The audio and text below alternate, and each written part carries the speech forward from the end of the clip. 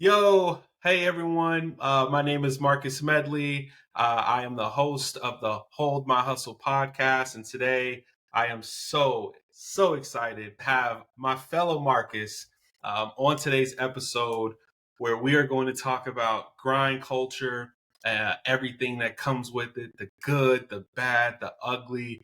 And we hope that in the end, you can take some very valuable gems that you can apply to your real life scenarios and have some of the same success that we've had over our time being hustlers. So, without further ado, I'd love for my boy Marcus to go ahead and give a little spiel on his background and yeah, tell the folks who you are and what you do, my man. Right on, Marcus. My fellow Marcus, thank you so much, brother, for having me on the show. I'm extremely grateful for this opportunity and really just excited to share any knowledge, any game that I have with the next generation of upcoming hustlers. But my name is Marcus C. Prasad. I am a real estate investor, also a realtor, and an entrepreneur. So excited to be here and can't wait to share with you all whatever knowledge or game or insight I can to help you elevate in your journeys. I'm so happy to have you on here for many reasons. For those who don't know, both Marcus and myself, we have known each other since the eighth grade. We are proud Hughes Owls reps, Hey, Long years Beach, in school. California. We are proud reps, man. Marcus was one of the first people I met when I moved to Long Beach, and I'm just very thankful to be able to keep in contact with like-minded individuals like Marcus. And one of the primary reasons why I decided to have you on this episode, the pilot episode, with hopefully many more to come, is to touch on grind culture. And who better to touch on grind culture with than someone who is the epitome of grind culture. So, you know, for I want to begin by, for those who have no idea what grind culture is, um, I want to start by giving my point of view, and then Marcus, I would love to get your thoughts on grind culture as we go along this call. But for those who have no idea what we're talking about, people may have different definitions of it. I would say the simple definition, from my point of view, is someone who's willing to do whatever it takes to get to where they want to go. Sometimes that means working one job extremely better than everyone else. Sometimes that means being exceptional at 6, 7, 8 different side hustles, but with the end result being the same. So, Marcus, I would love, and I'm gonna have to get used to saying that, Not that's my name.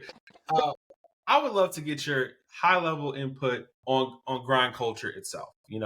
What is something that you feel like for someone hearing about grind culture for the first time, you would want them to know?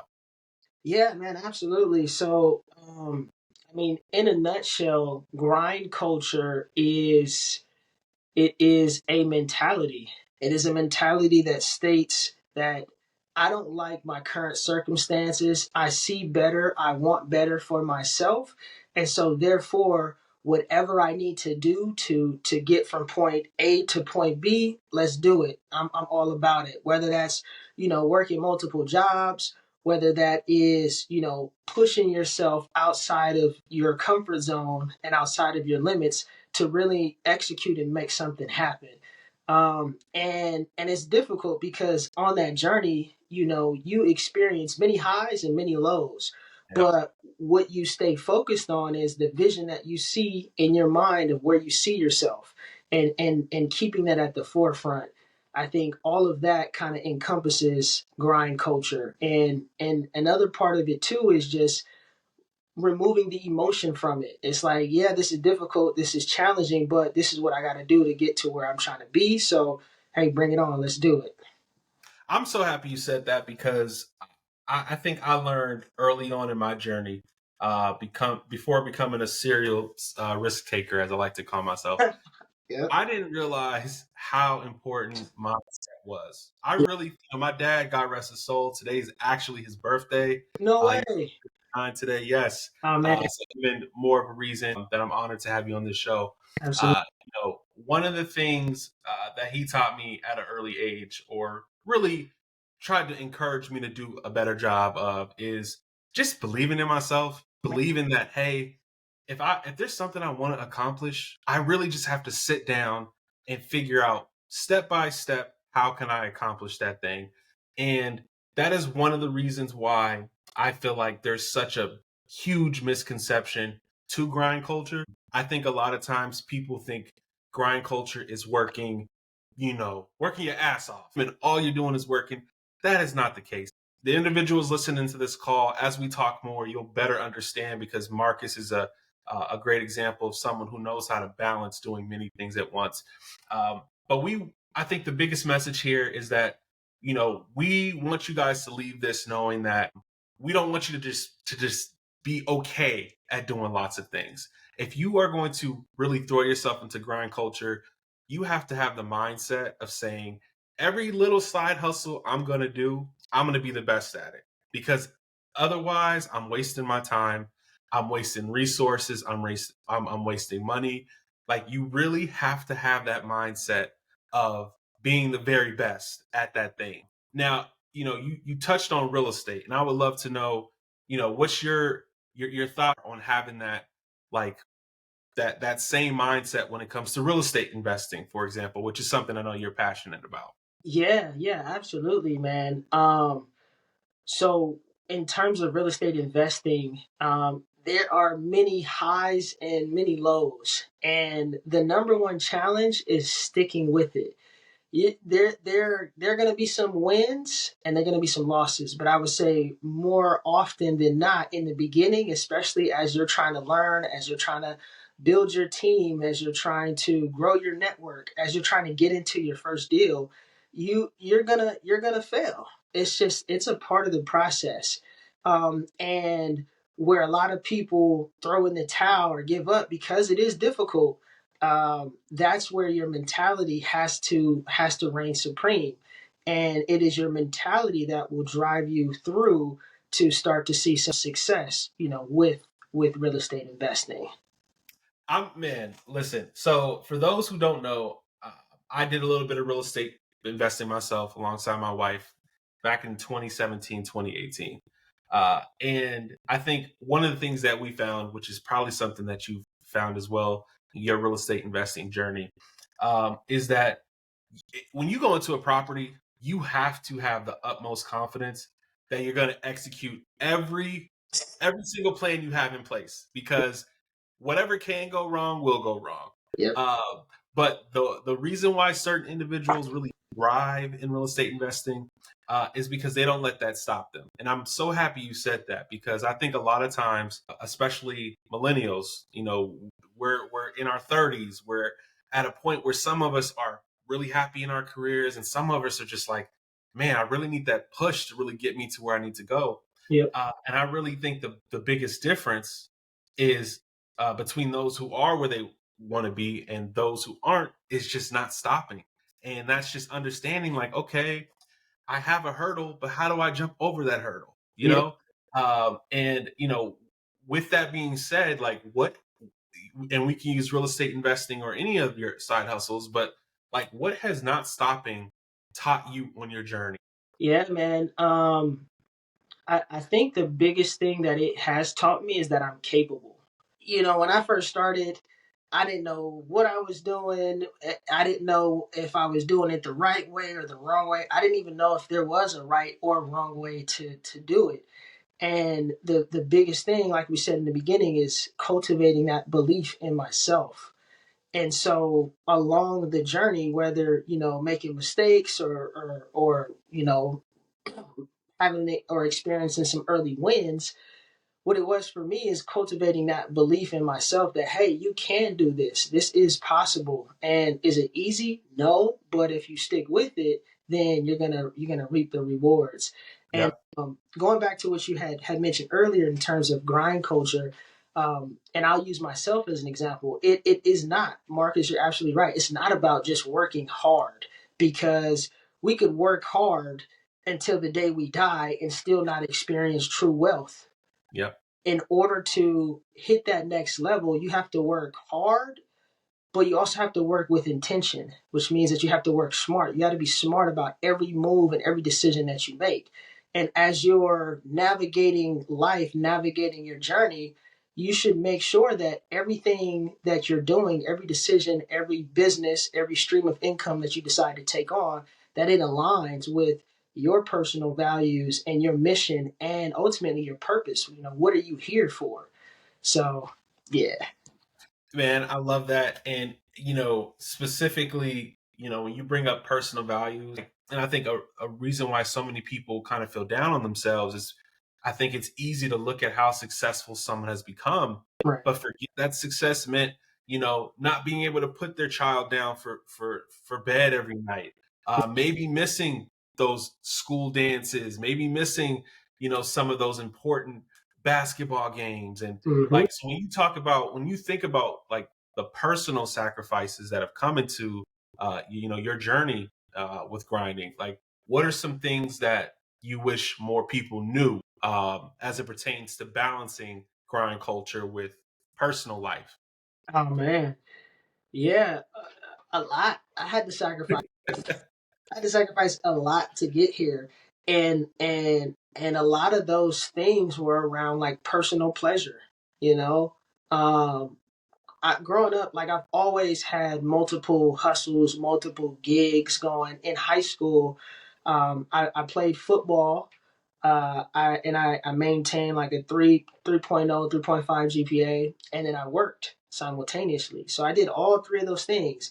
And my football program was extremely demanding. It was like, no, you show up Saturday mornings. We got practice Monday through Friday. The game days. It was a lot. And then of course maintaining good grades academically. That was something that was always important to me because that's one of the things my mom had instilled in me. Is like, hey, education is important. It's important for you not just to get the good grades, but to really pay attention and understand what it is that you're learning. And then on top of that, to work and have to generate income and perform and do well. So there's a lot that goes into that. But ultimately, like what I gave up was hanging out with my friends on the weekend, Yeah, wanting to like go to the football games. I can remember vividly, like, hey, I'll never get to go to the Friday night football games because I'm always playing in them. Um, right. and just sacrificing those fun times. But I knew that, hey, okay, I'm sacrificing that right now in the short term because later on down the line, I know where I want to be. And if I just continue to stick with it and work on myself, then I'll get there. And our brother Myron Golden, as he likes to say, is all work works. Whether it's working for you. If it's not working for you, then it's working on you.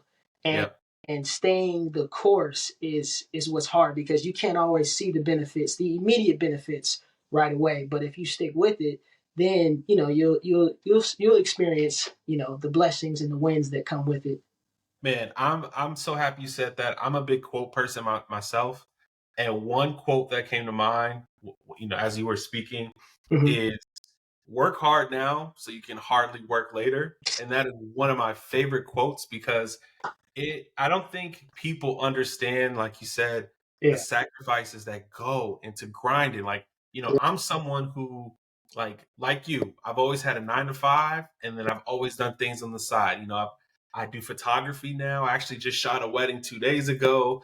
That's I, it. I'm a real estate broker. I Yeah. created a platform called VidiUp, Yeah. who, Marcus has been one of the people who from the beginning has been someone who's given me feedback back when it was just an idea. It started as a phone call. Hey, I have an idea. And I went ahead and built it, and now it's growing, and I'm very excited about that. But there are so many sacrifices that come to it, and even home life. Like Yeah. I'm very thankful that I have a wife who, she was able to stay home when we had our first daughter. But bro, I remember taking my daughter to the house we were flipping because we couldn't find someone to watch my daughter last minute. So I Yeah. had to bring her to the flip while I Yeah. was cleaning up, installing trim, and she's still in a car seat. But those are the things you won't see. Yeah. the things people see are the nice houses, the Yeah. nice cars, the big following. They don't see having to do that work with a kid in the background. They don't see not getting more than 4 or 5 hours of sleep. So I'm really glad you touched on that, Oh, yeah. because for some people like yourself, that grind starts at a very young age, and I would love for you to touch a little bit more on, like, what do you think, um, that you've learned, you know, from working as a teenager to, being established in your life now? Oh man. I've learned a lot, bro. And a lot of it has to do with like personal development.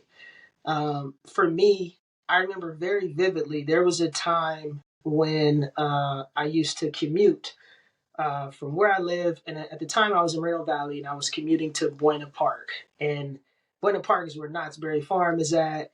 It was roughly like about an hour 15 minutes back and forth every day, and I was working the night shift as a janitor.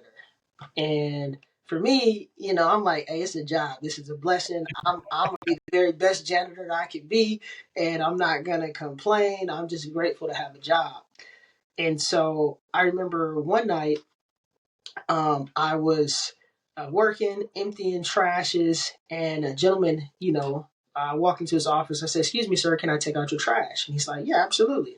So I go, I take the trash, empty it, I bring it back, and I don't know, maybe it was something about me, something about him. This could have been, God working. But he started to take an interest in me, and he said, "So what do you do?" And I'm like, oh, "Okay, I'm in school right now, community college, just I'm trying to figure it out, trying to find my way." He's like, "Okay, cool." So we get to talking, back and forth. We just exchange, a couple of jokes. He gave me some game, and then before I leave, he's like, "Hey, I want to give you something." And I'm like, "Okay, cool." Me, I'm like, "Oh, he got a job for me." Because mind you, like he was in a big corner office, so he had to be like a big guy. Um, and so, he went behind his desk and he reached into his cabinet. He came back with this CD disc, and he's like, "Here, I want you to listen to it." And at the time, I'm like, "What I'm gonna do with a CD? Like, bro, like they Yep. MP3 players out now." But and he came back with this CD, and I looked at it, and it was Stephen Covey, The 7 Habits of Highly Effective People. And Nice. when I first looked at it, I'm just like, okay, this is, whatever. I didn't plan on listening to it. I just keep it a buck. But I remember one day I was sitting in traffic and I said, let me just see what this is about.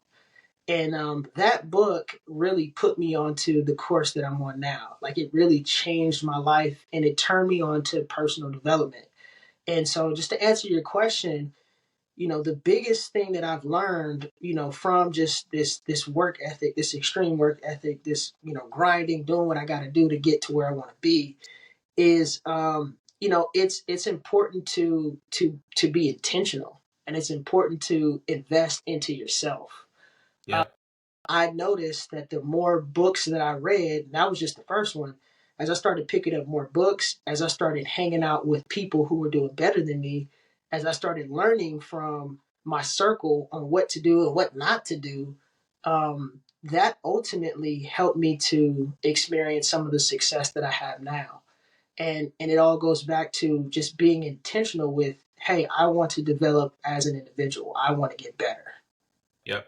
Man, listen, I you brought up such a good point, and it's one of the things that, like, to our viewers right now, if you're going to take notes on anything, please take out your pen, put it on a piece of paper right now.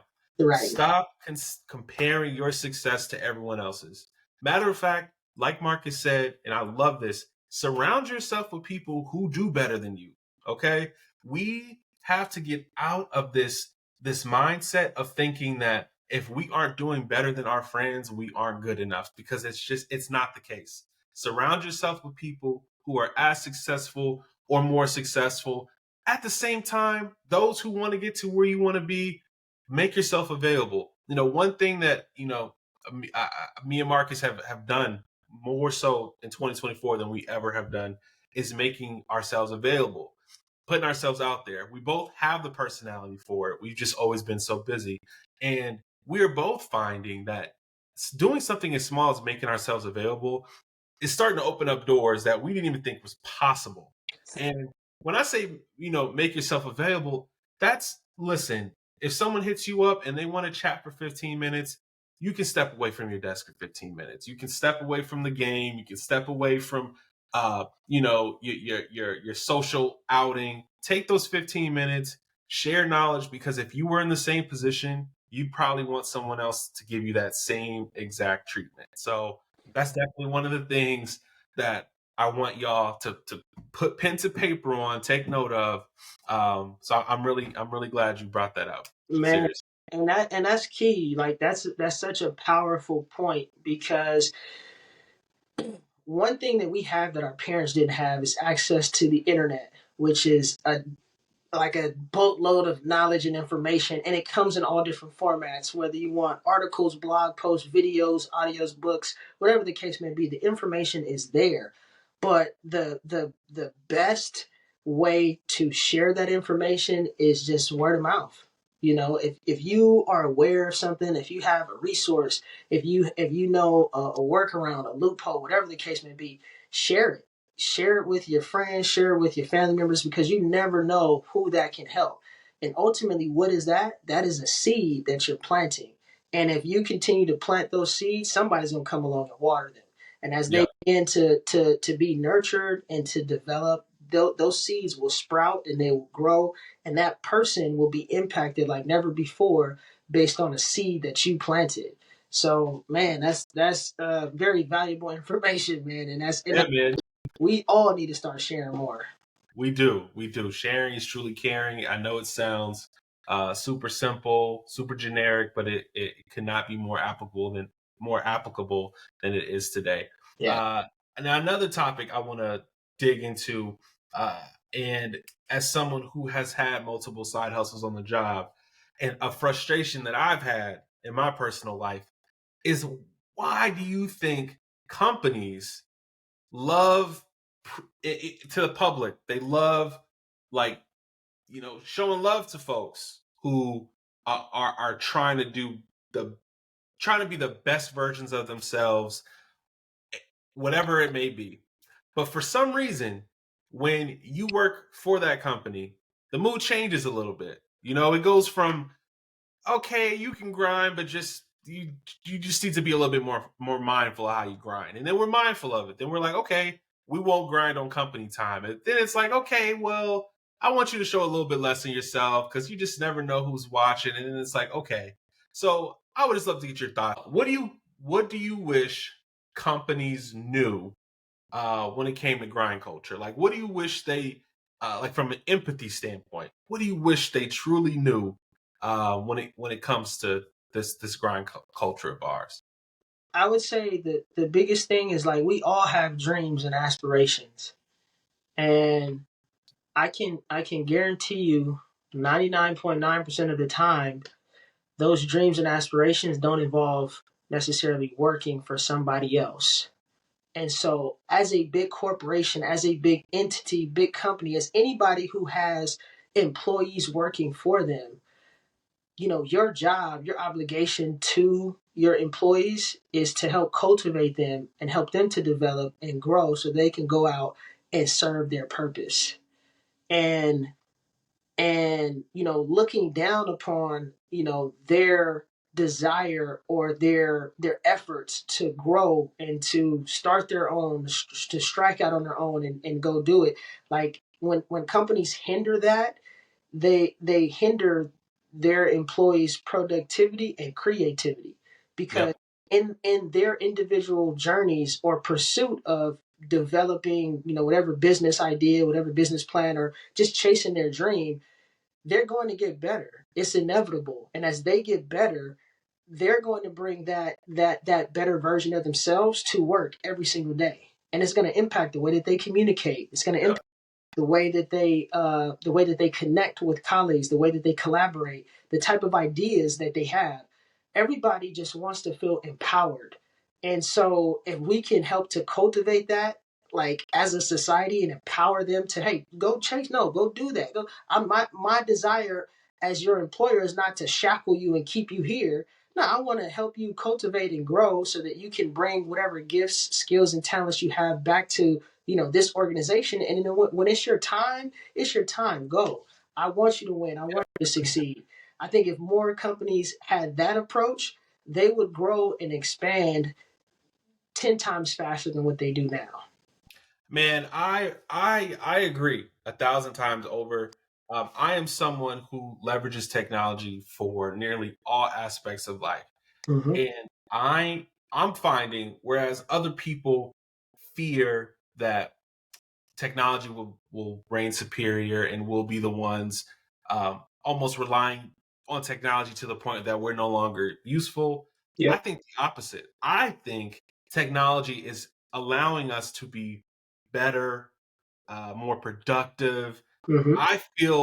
I even feel smarter in some capacities. I know it sounds crazy, but after using ChatGPT for a year and a half at this point, finding myself even being able to think smarter.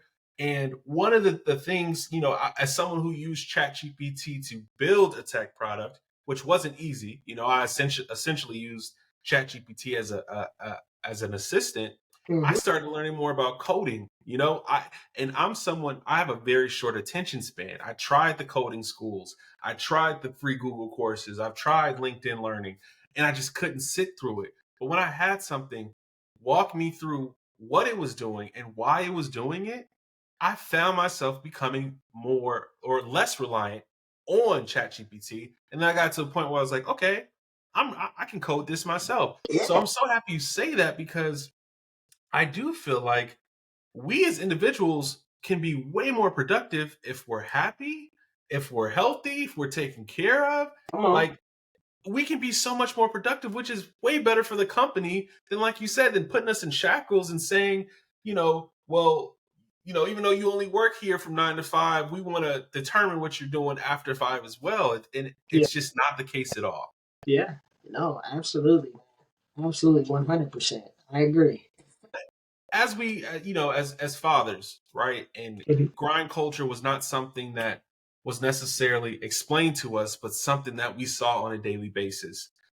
How are you preparing to have those conversations with your kids once they get older and they start, eventually going into the real world, having jobs, having aspirations, and all that good stuff?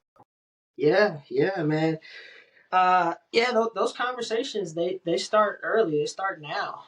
They start now, and really what it is it's giving them the right foundation so that they can learn to navigate society and pull the good things from grind culture.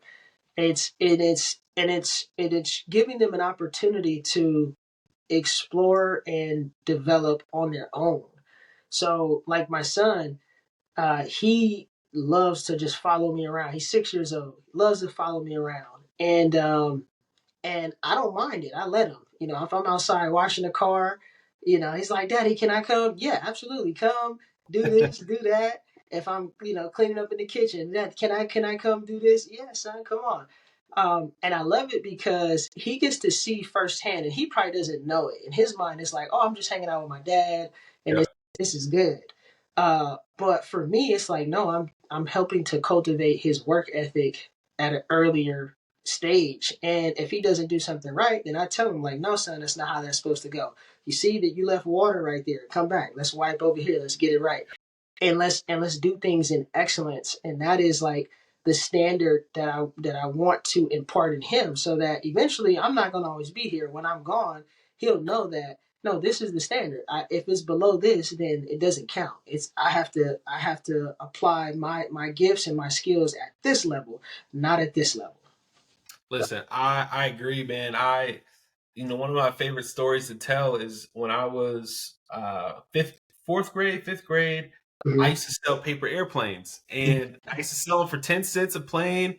And the reason why people loved my airplanes is because the way I constructed them, they had a nice little, like float to it. Yeah, yeah, At 10, I learned the basics of, and I think this is something you can relate to, is not being scared to charge for your creativity. I yeah, know sometimes it can be a little intimidating to say, hey, like, Yeah. I want to help you. I want to give you time. I want to give you resources, but I want to be compensated as well. That's a hard conversation to have for people. And not saying every discussion needs, not saying you need to charge for your time, Right. but like every discussion.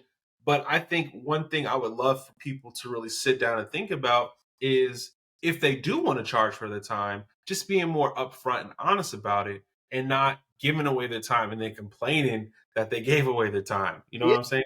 Yeah, absolutely. And to your point, like it's all about the value. If you are providing true value, and it's not value from your perspective, it is the perceived value from whoever you're serving's perspective.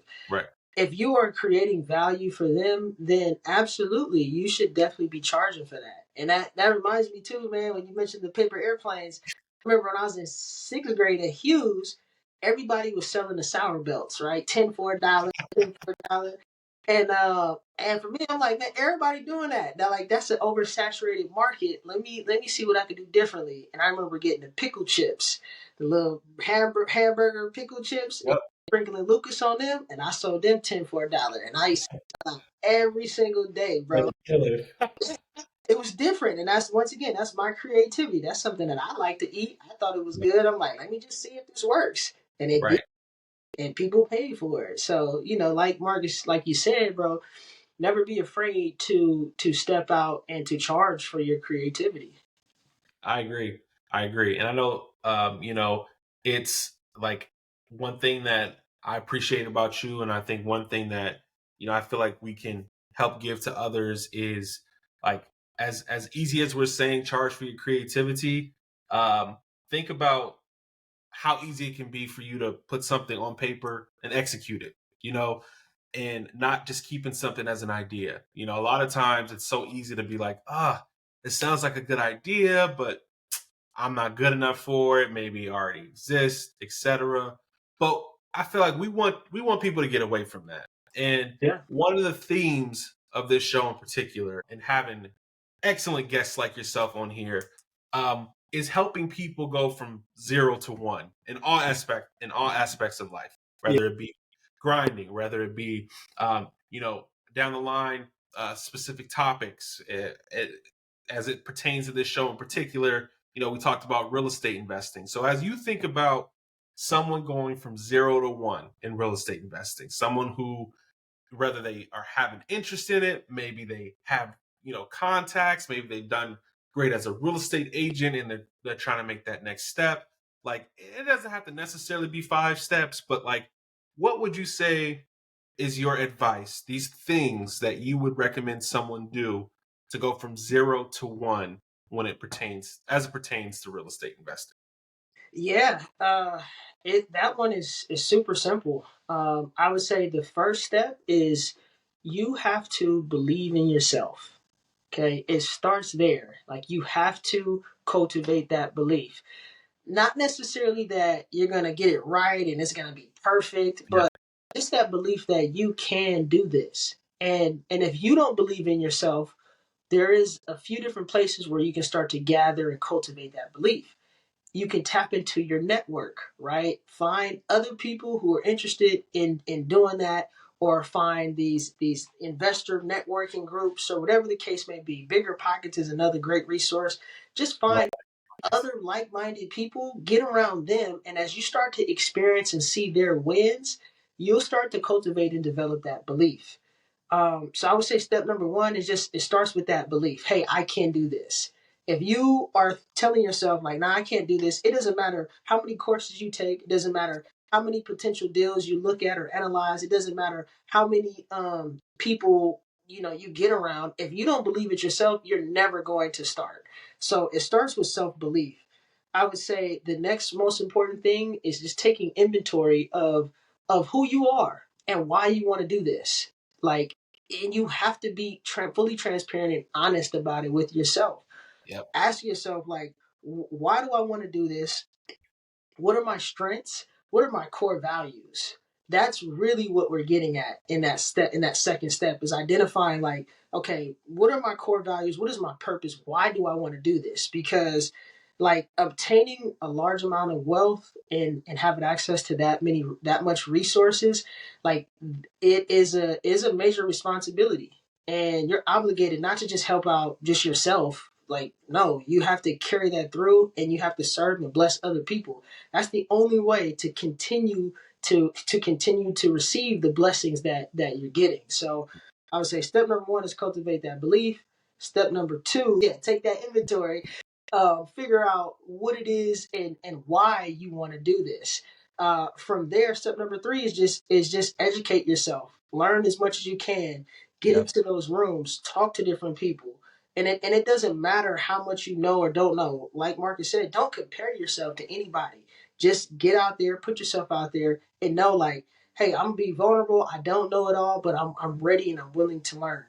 You do those three things, pretty soon people will start to recognize you. People will say, hey, I want to work with you. Hey, I like what you bring to the table. Let's sit down and let's talk. And believe it or not, most people, how they get started in real estate investing, they don't start out on their own. It starts out as a partnership. It's like, hey, I can contribute this much money to this deal. Or, hey, let me volunteer my time on this deal. Let me just learn. Hey, what can I do? I just want to be around you. You do those things, and before you know it, you'll be deal number one, deal number two, deal number three, deal number four. And you made up in your mind in the beginning. It started with that belief. You see yourself as a real estate investor from the very beginning, and then you will have a hard time not seeing yourself that way when it Yeah. all goes. Man, I'm so happy you said that because I think sometimes people think that doing something as big as real estate investing Yeah, is as simple as you see a house you like, you put money down to buy it. It does not work that way. yeah, As Marcus alluded to, it takes months of preparation before you're even ready for to sure. buy a home, let alone to actually invest. And I love those three things you said. And not one of those things, my people, was buy an LLC. Not one of those things even touched on credit, even touched on identifying these specific markets that you're interested in. It's really starting with yourself and Yeah, asking yourself, am I cut out for this? Because Marcus can attest to this. Real estate investing is not easy. It is a stressful job. Okay. You have to be on call 24/7. You have to be able to have the brain capacity to think quickly and efficiently. You can't just be like, let's just do something that works. No, you have to know not only does it work, is it to code? Is it in line with what people are doing today? Is the person doing it actually licensed? Are they someone who I can trust to do it? Because all these things matter. And I think you can use our analysis on real estate investing almost as like a benchmark of what you can apply to other things. oh yeah, Starting a business, before you even think about creating an LLC, ask yourself, am I fit for this? You know, do I believe in myself enough to do this?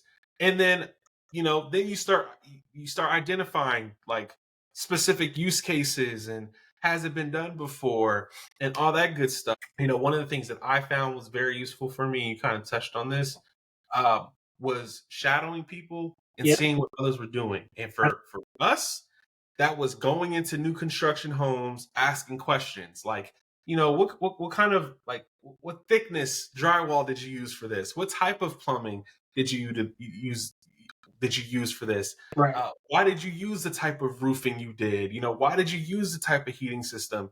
And just take notes of all of that stuff. And this will just better prepare you to start your real estate investing journey. But again, this is something that could be applied to any business that one may want to start. Yeah, absolutely, man. You're 100% right. And I would say the biggest thing is anytime you start something new, you have to be a sponge. Like, you have to be willing to ask questions, to learn on the fly, to take this and apply this black to what it is you're trying to do. I would say the final thing is just creating a plan. A lot of times we have this idea and we never really take the idea out of our head and put it onto paper. Yeah. And if we do, we don't iterate the plan. We don't update it. We don't make changes to it. Your whole purpose is when you have an idea, you make the plan, And after you have the plan, you go out and you get the knowledge. And as you get knowledge, you go back to that plan and you continue to update it. Okay, well, no, I thought I could do it this way, but I found out from this person that I can't. So let me go back to the plan and make this change. All Right. right. You listen to an audiobook, you listen to podcasts, you get information, you go back to that plan. And then when it's all said and done, you just stick to the plan and you don't deviate. You stick to Yep. it. You continue to optimize it, but don't deviate. Stay with it. Yep. I couldn't have said it any better. Listen, man, I'm gonna wrap up this for today's show. Marcus, it was an absolute pleasure and honor to have you on here. Please let our viewers know how they can keep up with everything you got going on. And feel free to drop any contact info if people can reach out to you, but feel free to, share, whatever you would love for viewers to know about you before Yeah. we wrap up. Absolutely, Marcus. I want to thank you so much for the opportunity to be onto the show. One thing about me is I'm all about impact, and if I can plant some seeds, if I can help to cultivate those seeds, water them, I'm always willing to do that. So thank you for allowing me to be on the show. But if you guys want to connect with me, I'm on Instagram at Marcus is Successful. Once again, all one word, Marcus is Successful. Follow me there.